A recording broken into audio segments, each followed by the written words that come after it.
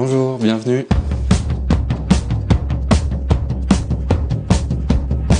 Moi c'est Emmanuel Hugnot, je suis designer et chercheur. Je suis aussi enseignant-chercheur à Orléans et à Paris.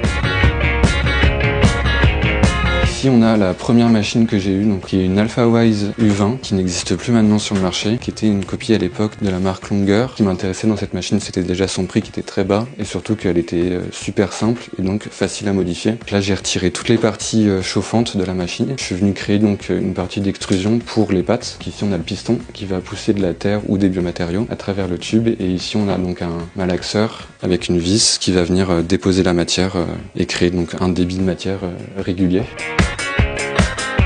Une des contraintes que je dois anticiper dans la création de pièces pour surtout l'impression céramique, c'est que quand on extrude la matière est très molle. Elle se tient pas aussi bien qu'un PLA qui va refroidir tout de suite. Ça peut créer des effondrements par endroits. Il faut donc l'anticiper dans la modélisation ou alors au contraire jouer avec, parce que ça peut produire des formes assez rigolotes, un peu aléatoires justement.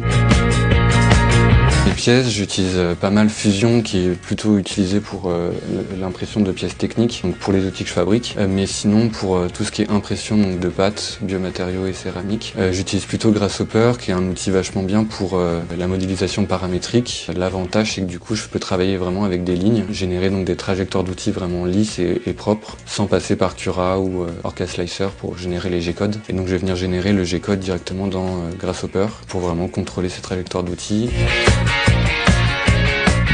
Donc en ce moment je travaille beaucoup sur la sciure de bois avec des liants naturels. Donc j'ai fait différentes impressions et je suis en train de tester du coup les performances de ces matériaux là. Donc pour ça je pars de sciure de bois pure à la base, que je viens récupérer dans des ateliers de menuiserie ou ateliers bois, que je viens donc tamiser. Grâce à ça, j'ai une granulométrie assez fine de sciure de bois qui me permet de le mélanger avec un liant naturel. Cette matière là, ça me donne une pâte qui est assez similaire donc à la céramique, ce qui me permet du coup après de générer des motifs. C'est assez prometteur pour l'instant, pas des pièces qui vont être résistantes à l'eau, mais pour un usage en intérieur, c'est assez prometteur.